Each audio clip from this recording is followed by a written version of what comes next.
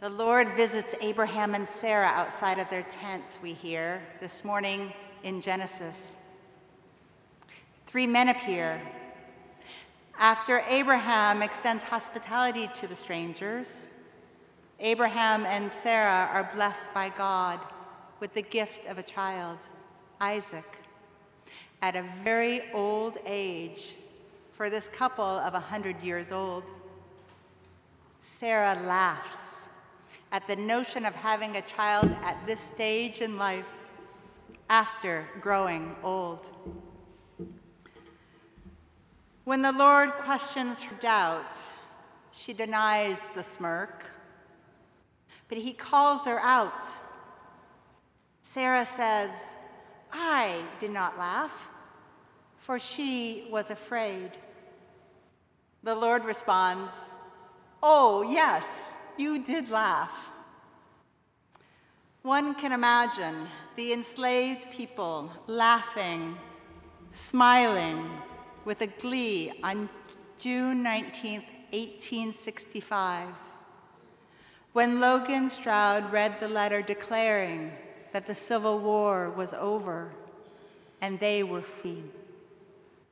From his porch in Limestone County, Texas, he read General Order 3 that was issued and delivered by U.S. Major General Gordon Granger that morning from Galveston, from the Union Army's Texas headquarters. The Library of Congress has documented the voices of people enslaved. On recordings with white noise and crackling sounds, one can listen to their stories online. The letter that Stroud read that day and its impact is part of our storied collection of U.S. history, including its original sin, some would say. The Library for Congress describes this historical moment. The people of Texas are informed that, in accordance with proclamation from the Executive of the United States 2 years before, all slaves are free. This involves an absolute equity of personal rights and rights of property between former masters and slaves.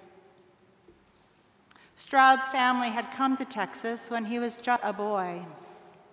They built an empire of more than 11,000 acres of corn and cattle and cotton and wheat and pigs and sheep, and grew wealthy on slave labor. Now he was 51, and all of that was over. Stroud began to weep. On this day, the celebration of Juneteenth was born, ending centuries of the horror of child slavery and its brutal bondage and torture and murder based solely on economics and racism. Two people enslaved saw no end in sight.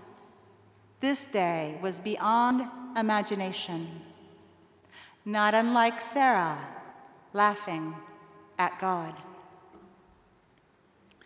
We must remember and know the stories of people who were there, their lives, their suffering, and their abuse to understand where we have been and what's possible when it seems impossible for life to be different.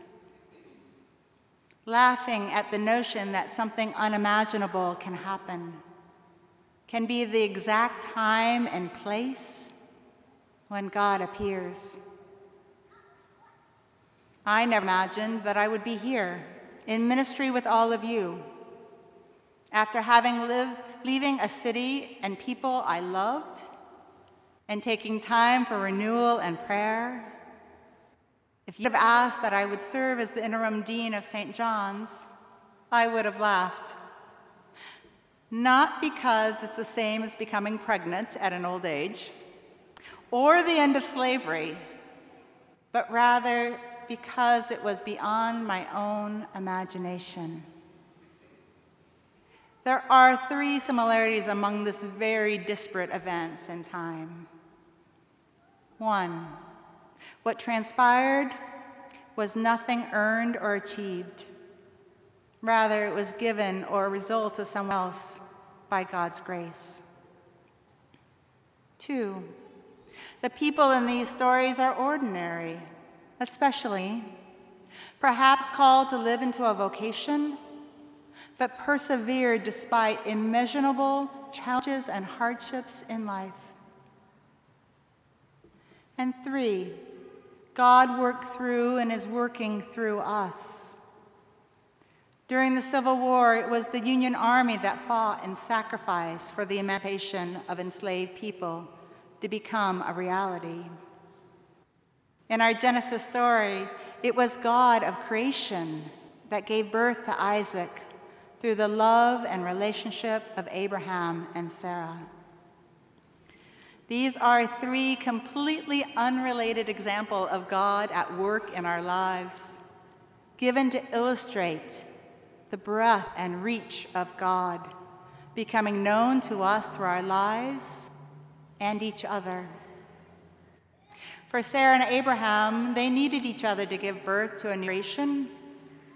And for those enslaved, it took the lives and sacrifice of those willing to serve to liberate a world enslaved by sin and evil acts of humankind over years, generations, and millennia.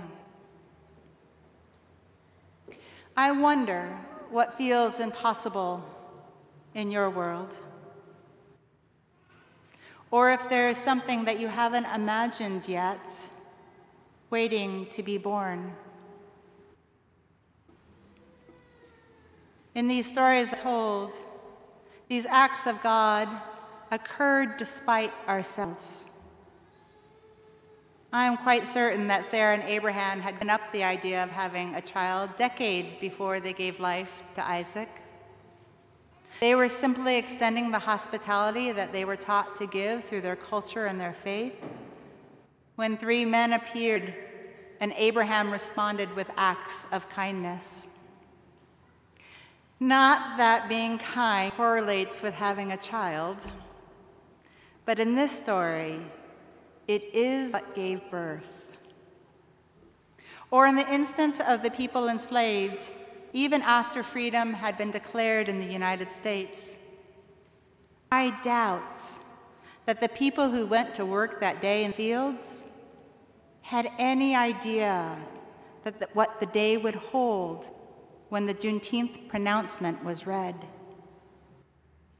Acknowledging that liberation is often not given without the sacrifice by people, by the enslaved who were killed, by the Union soldiers who fought, by the innocent souls caught in between.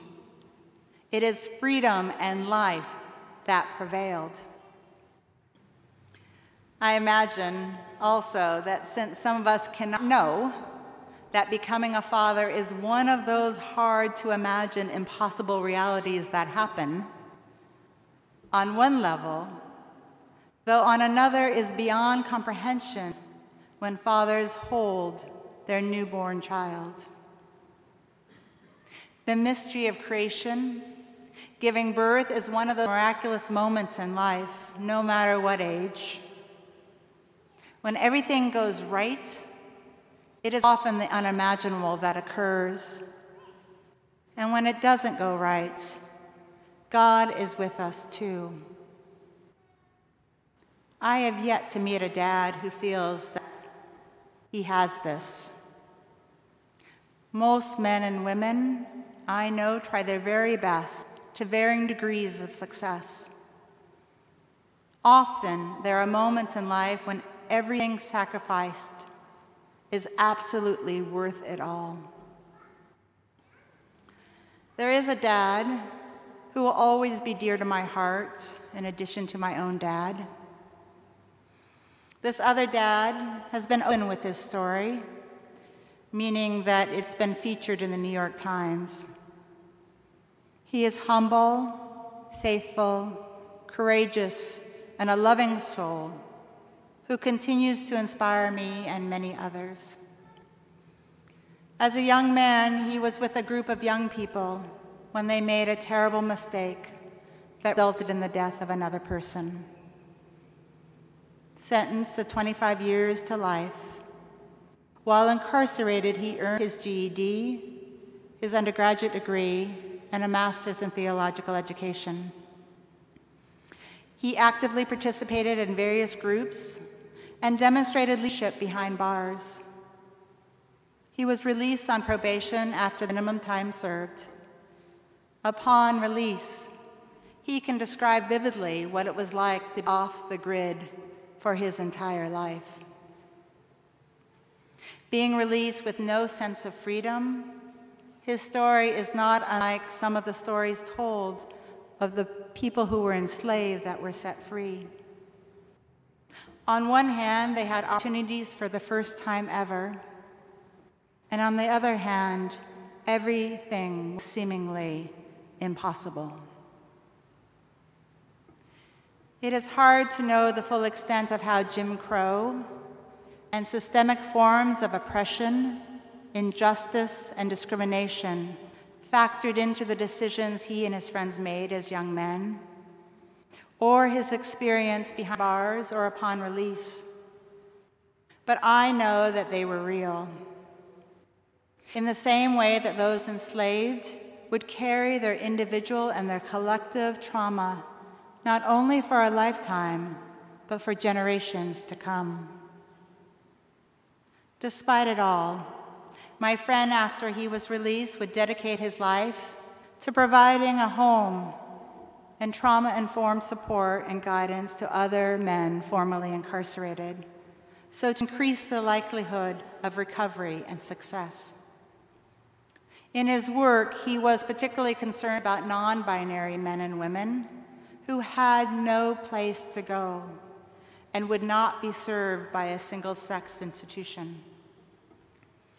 He would marry, has a daughter who graduated from college last week, has another daughter in the National Honor Society leading the way, and a young son who amazes us all. His son would stand with me at the altar on his own not long after learning how to walk. And later he would be asked to read his own poetry in kindergarten during a school-wide assembly. This father has walked with God for a very long time, having the courage to faithfully trust God that a way would become known, often one that he could not even imagine. I am not certain he even knew what was possible most of the time, but imagining the impossible has become his way of life in God. How is God calling us? Is there something beyond our imaginations waiting to be born? Or perhaps something unexpected will happen when we least expect it, even when there is no hope or seems impossible. May God take us to places we cannot even imagine, giving life and love in new ways that make us free. Amen.